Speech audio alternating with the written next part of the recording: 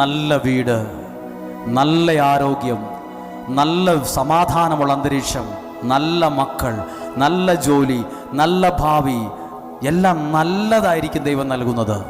നല്ലതു തരാൻ ആഗ്രഹിക്കുന്നതിൻ്റെ മുമ്പിലാ ഈ ത്യാഗം സഹിച്ചിരിക്കുന്നതും നിൽക്കുന്നതും പ്രാർത്ഥന കേൾക്കുന്നതും.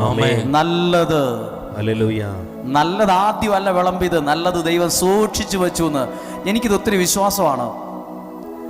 നിങ്ങൾക്കുള്ള ചില നന്മകൾ ദൈവം സൂക്ഷിച്ചു വച്ചിട്ടുണ്ട്. ഹല്ലേലൂയ. ഇതെവിടെയാ ഈ സംഭവം നടന്നെന്നറിയാമോ? നിങ്ങൾക്കറിയാം, ഇതൊരു വീട്ടിൽ നടന്ന അത്ഭുതമാണ്.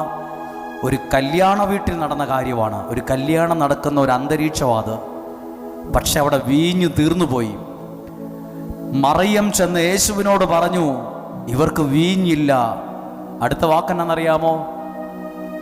അവൻ പറയുന്നത് പോലെ ചെയ്യുക.